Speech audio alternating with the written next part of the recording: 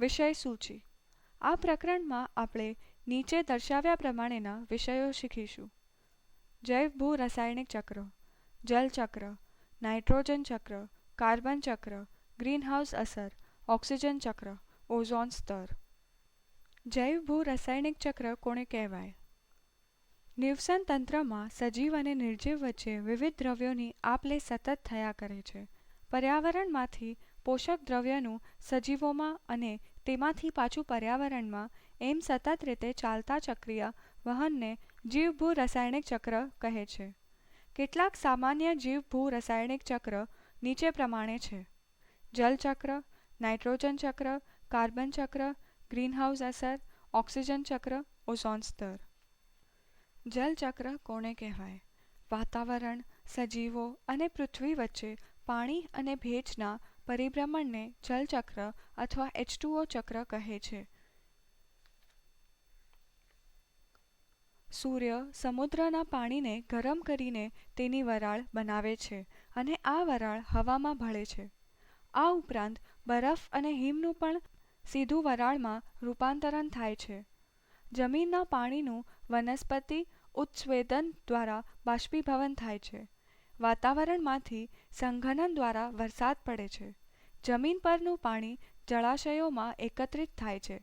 તે ઉપરાંત જમીનમાં ઉતરી સંગૃહિત થાય છે અને બાકીનું પાણી સમુદ્રમાં ઠલવાય છે અને આમ જલચક્ર ફર્યા કરે છે. અહીં દર્શાવેલ આકૃતિ જલચક્રમાં પાણીની વિવિધ રૂપોનું સતત ચાલતા પરિભ્રમણને દર્શાવે છે. નાઇટ્રોજન ચક્ર. વાતાવરણમાં રહેલા નાઇટ્રોજન વાયુ વિવિધ જૈવિક અને શારીરિક પ્રક્રિયાઓ દ્વારા વિભિન્ન રાસાયણિક સ્વરૂપોમાં સતત ફર્યા કરે છે. નિવસન તંત્રના આ સૌથી અગત્યના ચક્રને નાઇટ્રોજન ચક્ર કહે છે. નાઇટ્રોજન ચક્રમાં નાઇટ્રોજનનું સ્થાપન, એમોનીકરણ, નાઇટ્રીકરણ વગેરે પ્રક્રિયાઓનો સમાવેશ થાય છે.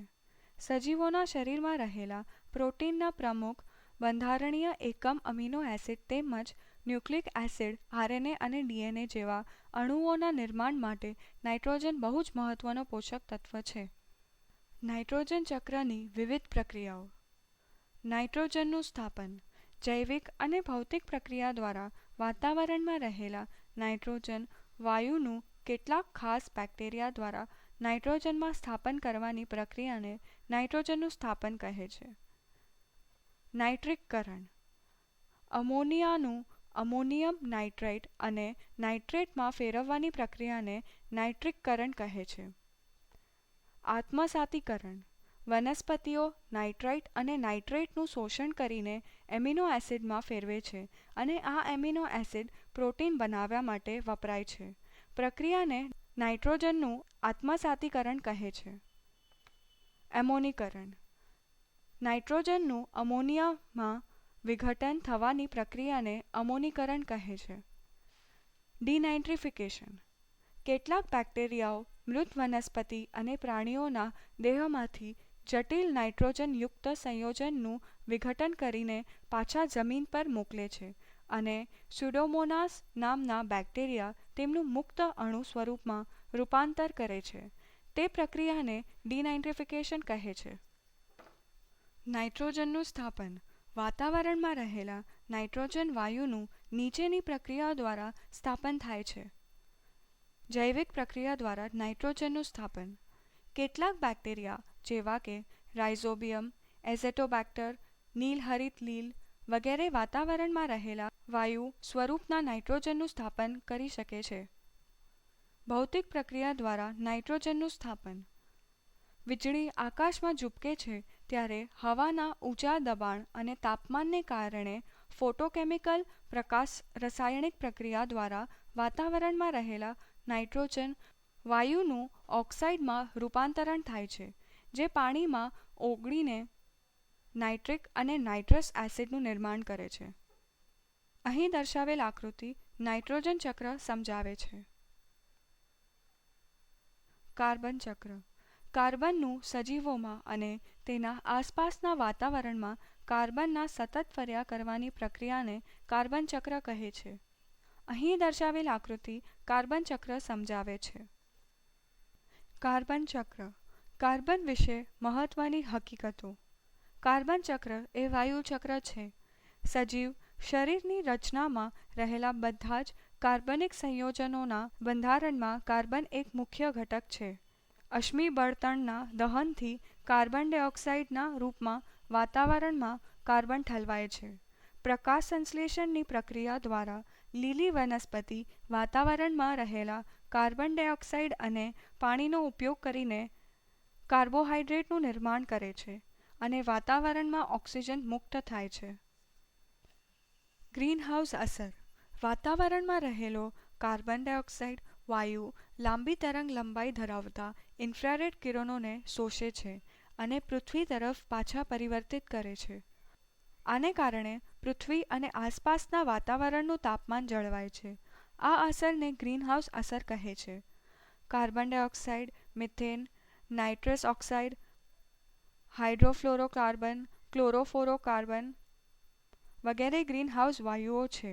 અહીં દર્શાવેલ આકૃતિ ગ્રીનહાઉસ અસર વિશે સમજાવે છે. Global warming.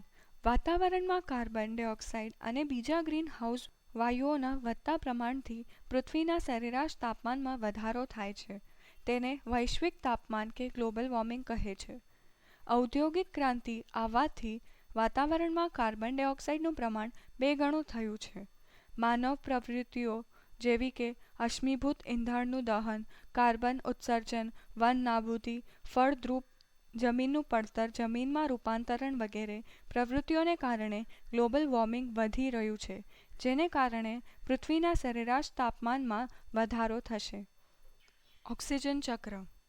ઓક્સિજન પૃથ્વી પરની તમામ જીવનને આધાર આપે છે.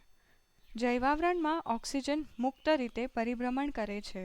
વાતાવરણમાંનો ઓક્સિજન શ્વસનક્રિયા, દહનક્રિયા, વિવિધ ધાતુઓના ઓક્સાઇડના રૂપમાં અને વનસ્પતિ દ્વારા થતી પ્રકાશ સંશ્લેષણની પ્રક્રિયા મારફતે ઓક્સિજન વાતાવરણમાં પાછો ઠલવાય છે.